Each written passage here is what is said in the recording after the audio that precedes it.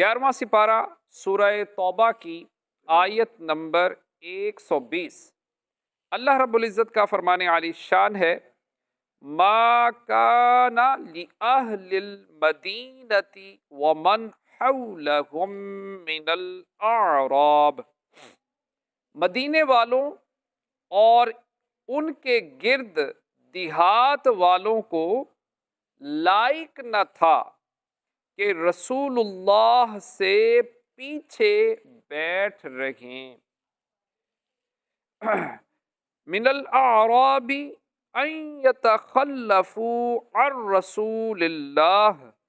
वला यरगबू बिअंफुसिहिम अन नफ्सी, और ना कि उनकी जान से अपनी जान प्यारी समझें।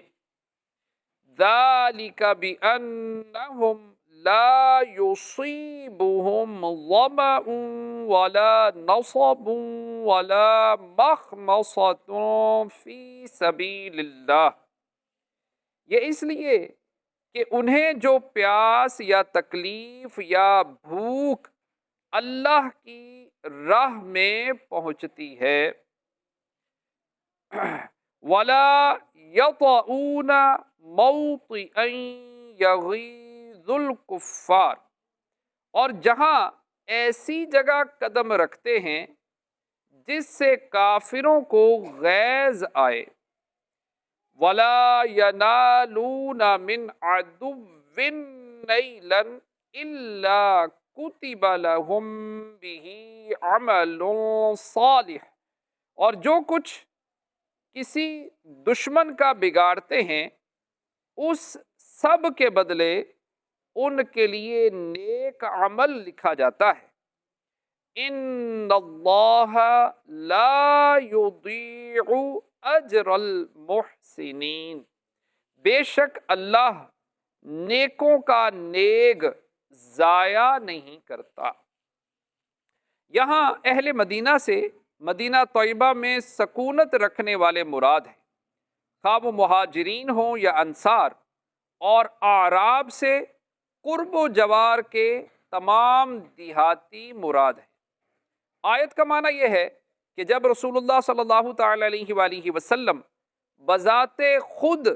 जिहाद के लिए तशरीफ़ ले जाएं तो अहले मदीना और इनके इर्द गिर्द रहने वाले देहातियों में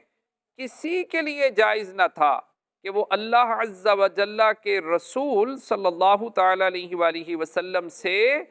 पीछे बैठे रहें और जिहाद में हाजिर ना हो, और ना ये जायज़ था कि उनकी जान से ज़्यादा अपनी जानों को अजीज़ समझें, बल्कि उन्हें हुक्म था कि शिद्दत व तकलीफ़ में हुज़ूर अकरम सल्लल्लाहु तआला अलैहि वसल्लम का साथ ना छोड़ें और सख्ती के मौके पर अपनी जानें आप पर फिदा करें।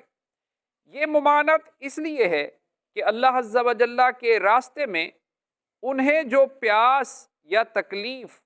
या भूख पहुंचती है, और जहां कुफ़ार को गुस्सा दिलाने वाली जगह पर कदम रखते हैं और कुफ़ार की ज़मीन को अपने घोड़ों के सिम्मों से रौंदते हैं, और जो कुछ दुश्मन को कैद करके या कत्ल करके या ज़ख्मी करके या हजीमत देकर हासिल करते हैं, उस सब के बदले उनके लिए नेक अमल लिखा जाता है। अल्लाह ताला अपनी मखलूक में से उन लोगों के अजर ज़ाया नहीं फरमाता जिन्होंने अच्छे अमल किए। जिस चीज़ का अल्लाह ताला ने हुक्म दिया और जिस चीज़ से मना किया उसमें अल्लाह ताला की इताअत, बल्कि अल्लाह ताला उनके नेक आमाल की जज़ा उन्हें अता फरमाता है। इस आयत से साबित हुआ कि जिस शख्स ने अल्लाह ताला की इताअत का कसद किया तो इस मकसद के लिए उसका उठना, बैठना, चलना, हरकत करना सब नेकियां हैं। वो अल्लाह ताला के लिए लिखी जाती हैं, वो अल्लाह ताला के यहाँ लिखी जाती हैं, और जिसने अल्लाह ताला की नाफरमानी का इरादा किया तो उसका مقصد کے لیے، تو اس کا اس مقصد کے لیے اٹھنا، بیٹھنا، چلنا، حرکت کرنا سب گناہ ہے۔ ہاں، اللہ تعالیٰ چاہے تو اپنے فضل و کرم سے سب معاف کر دے۔ اس آیت میں راہ خدا میں نکل کر جہاد کرنے اور راہ خدا میں تکالیف برداشت کرنے کا ذکر ہوا۔ اس مناسبت سے یہاں راہ خدا میں جہاد کے لیے نکلنے اور اس راہ میں تکالیف برداشت کرنے کے فضائل پر مشتمل چند احادیث ذکر کی جاتی ہیں۔ حضرت ابو ہریرہ رضی اللہ تعالیٰ عنہ سے روایت ہے، حضور پر نور صلی اللہ تعالیٰ علیہ وآلہ وسلم نے ارشاد فرمایا، اللہ تعالیٰ اپنی راہ میں نکلنے والوں کو ضمانت دیتا ہے کہ جس بندے کو صرف میری راہ میں جذبہ جہاد، ایمان اور میرے رسولوں کی تصدیق نے گھر سے نکالا ہے تو اب وہ میری کفالت میں ہے، میں اسے جنت میں داخل کروں یا اسے ثواب اور غنیمت عطا فرمانے کے بعد اسے واپس اس کے گھر تک پہنچاؤں۔ حضرت ابو ہریرہ رضی اللہ تعالیٰ عنہ سے روایت ہے، تاجدار رسالت صلی اللہ تعالیٰ علیہ وآلہ وسلم نے ارشاد فرمایا، راہ خدا عز و جل میں زخمی ہونے والا قیامت کے دن آئے گا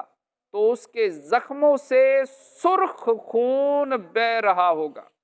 اور اس کی خوشبو مشک جیسی ہوگی۔